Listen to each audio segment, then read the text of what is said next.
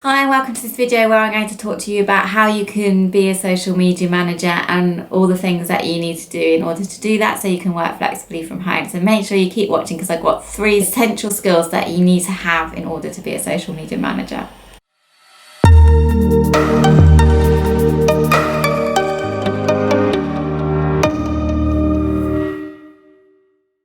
So there is huge potential in being a social media manager because 80% of business owners are on social media platforms. So that is a massive amount of business owners that you can tap into, and there is a lot of opportunity because business owners don't really understand social media and they don't have time to do it. So they don't want to be doing social media. They don't want to be trying to think of posts and scheduling it. They want to actually focus on the parts of the business that actually need them. So there's massive opportunity out there, and you can definitely tap into those 80% that may need your help. So a social media manager helps business owners meet their targets and objectives by using social media platforms and all the marketing tactics and techniques that you can do. So what are the skills needed in order to be a social media manager? Well, there are 3 essential skills that you need, and they are content creation, project management and strategic thinking. So if you've got all 3 of those skills, or you can learn them, then you can definitely become a social media manager. So the other thing that you need to do, which is really important, is that you need to stay on top of the current trends in social media because they change all the time.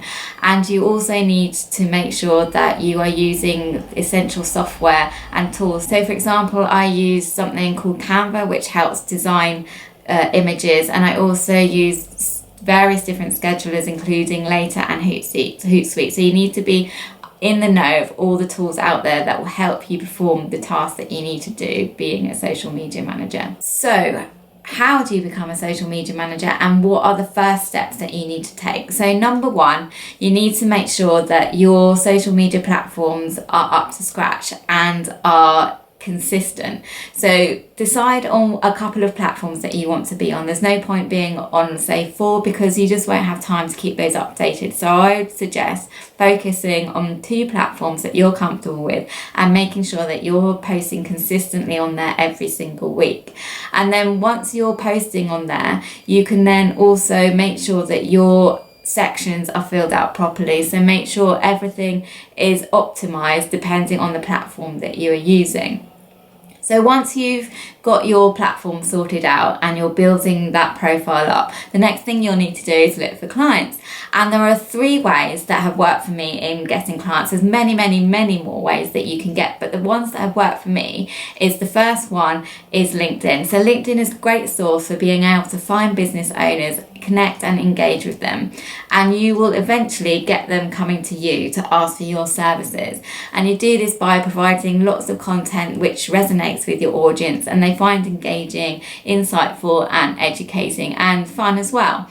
And then you can start also, once you've started creating all that good content, you can then engage with your business owners that you want to target, and that's easily done by just looking through your newsfeed, commenting, replying and liking the stuff that they are also putting out there. So LinkedIn is a really good way of doing that. The second one that has really worked for me is Facebook groups. So you need to join a couple of Facebook groups where your target audience is, and then you need to be answering any of their questions. So a lot of business owners won't have a clue about social media, and some will have a clue about social media, but they still need help because they don't understand everything. And so they'll be asking lots and lots of questions in these groups, and you can just easily go in, comment on those questions and give them some answers. And then once you're building that network up and you're delivering all that help and advice, people will remember you and they will come to you. So Facebook groups is a really way to generate some clients.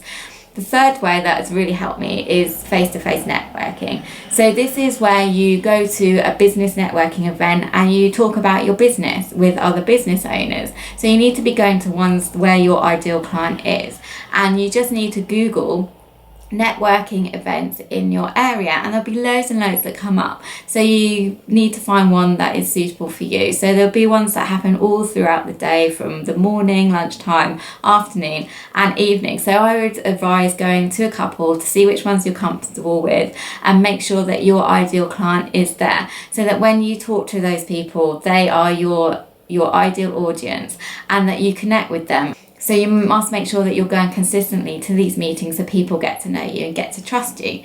So those are my 3 ways of getting clients that have really, really helped for me, and I'm completely booked up now.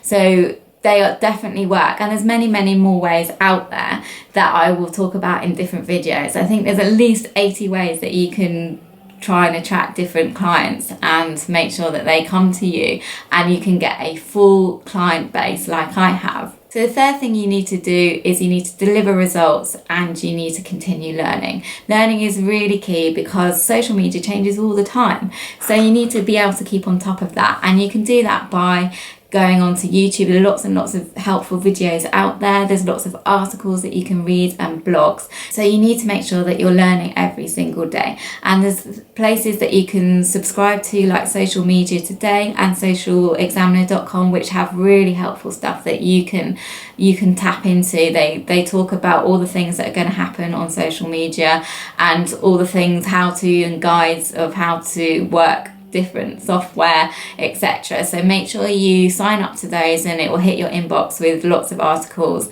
and things that you need to be aware of. So it's really worth it to carry on learning and to become a social media manager because of the flexibility and freedom that it delivers. It is such an easy way to make a living working from home around what other commitments you have. So my cheat sheet's under this video, so just click the link because it's got 10 steps on how you can become a social media manager and how you can get booked clients like I have, completely full at the moment. So make sure you hit that link to get those 10 steps of how you can create a successful business for you.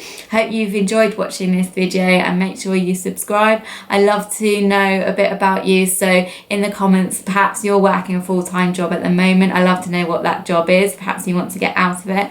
Perhaps you are a stay-at-home mum and you're looking for something on the side. Then I'd love to hear from you, and comment below on other videos that you may wish you want to watch in the future that will really help you on your journey to becoming a social media manager. So thanks ever so much for watching.